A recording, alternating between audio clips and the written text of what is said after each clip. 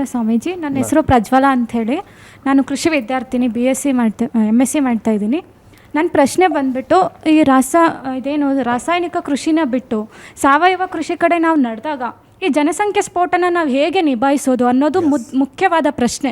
ನಮ್ಮೆಲ್ಲರಲ್ಲೂ ಕಾಡ್ತಾ ಇರೋದು ಅದೇ ಪ್ರಶ್ನೆ. ಸೊ ಆ ಪ್ರಶ್ನೆನ ನಾನು ನಿಮ್ಮ ಮುಂದೆ ಹೇಳಕ್ಕೆ ಇಷ್ಟಪಡ್ತೀನಿ. ಅದಕ್ಕೊಂದು ಸ್ವಲ್ಪ ಆ್ಯಡ್ ಮಾಡ್ಬಿಡ್ತೀನಿ. ಫುಡ್ ಸೆಕ್ಯೂರಿಟಿ ಬಿಲ್ ಅಂತ ಸರ್ಕಾರ ಹೇಳುತ್ತೆ. 80 ಕೋಟಿ ಜನರಿಗೆ ಫುಡ್ ಪ್ರತಿ ವರ್ಷ ಅಂದರೆ ಪ್ರತಿ ತಿಂಗಳು ನಾವು ಉಚಿತವಾಗಿ ಆಹಾರ ಕೊಡಬೇಕು, ಧಾನ್ಯಗಳನ್ನು ಕೊಡಬೇಕು 80 ಕೋಟಿ ಜನರಿಗೆ. ಒಂದು ನಾವು ಕ್ವಾಂಟಿಟಿ ಕಡೆ ಹೆಚ್ಚು ಲಕ್ಷ್ಯ ಕೊಡ್ತಾ ಇದ್ದೀವಿ, ಕ್ವಾಲಿಟಿ ಕಡೆ ಕೊಡ್ತಾ ಇಲ್ಲ.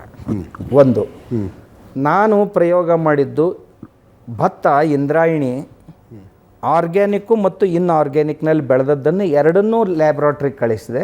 ಓಕೆ. ಆರ್ಗ್ಯಾನಿಕ್ ಆಗಿ ಬೆಳೆದದ್ರಲ್ಲಿ 7.2 ಕಾಪರ್ ಇತ್ತು, ಇನ್ಆರ್ಗ್ಯಾನಿಕ್ನಲ್ಲಿ 2.3 ಇತ್ತು. ಅಂದರೆ ಇದರ 3 ಪಟ್ಟು ಅದರಲ್ಲಿ ಸತ್ವ ಹೆಚ್ಚು. ಇದು 1 kg, ಅದು 3 kg.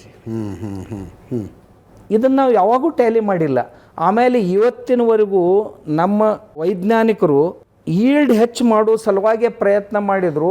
ಆದರೆ ಆ ಕಾಳು ಮನುಷ್ಯನ ಪ್ರಕೃತಿಗೆ ಎಷ್ಟು ಪಚನ ಆಗುತ್ತೆ ಅಥವಾ ನೇರವಾಗಿ ಹಾಗೆ ಹೊರಗೆ ಹೋಗುತ್ತೆ, ಇದ್ರ ಬಗ್ಗೆ ಇನ್ನೂ ಸಂಶೋಧನೆಗಳಾಗಿಲ್ಲ. ನಾನು ದಿಲ್ಲಿಯಲ್ಲಿ ICRದಲ್ಲಿಯೂ ಸಹಿತ ಮಾತಾಡಿದೆ, ತುಂಬ ಜನ ವೈಜ್ಞಾನಿಕರ ಜೊತೆ ಮಾತಾಡಿದೆ. ಇದ್ರ ಬಗ್ಗೆ ಏನಾದರೂ ಕೆಲಸ ಮಾಡಿದ್ದೀರಿ ಅಂತ.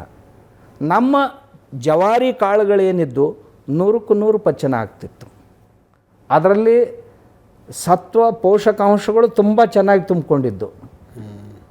ಆಮ್ಯಾಗ ತಾವು ಈಗೇನು ಫುಡ್ ಸೆಕ್ಯೂರಿಟಿ ಬಗ್ಗೆ ಮಾತಾಡ್ತಾ ಇದ್ದೀರಲ್ಲ, ಇದು ಆರ್ಗ್ಯಾನಿಕ್ಕು ತಾವು ತಿಳಿದಂತೆ ನನ್ನ ಹತ್ರ ಬಂದರೆ ನಾನು 8 ದಿನದಲ್ಲಿ ಭೂಮಿ ಚೇಂಜ್ ಆಗುತ್ತೆ.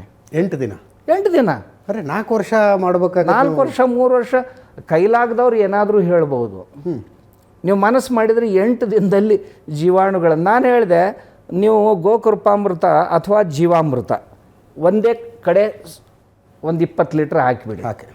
ಹಾಕಿ ಒಂದು 8 ದಿವಸದ ನಂತರ ನೋಡಿರಿ, ಎಲ್ಲ ಎರೆಹುಳುಗಳು ಅಲ್ಲಿಂದ ಮೇಲೆ ಬರಲಿಕ್ಕೆ ಆರಂಭ ಮಾಡ್ತಾವೆ, ಸಣ್ಣ ಸಣ್ಣ ಸಣ್ಣ ಸಣ್ಣ ಹುಳುಗಳು. ಹಾಗಾದರೆ 8 ದಿನದಲ್ಲಿ ಚೇಂಜ್ ಆಗಲಿಲ್ಲ, ಮಾಡಲಿಕ್ಕೆ ಸಾಧ್ಯ ಇದೆ.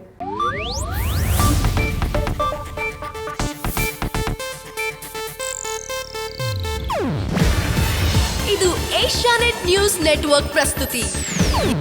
ನೀವು ನೋಡ್ತಿದ್ದೀರಾ ಏಷ್ಯಾನೆಟ್ ಸುವರ್ಣ ನ್ಯೂಸ್.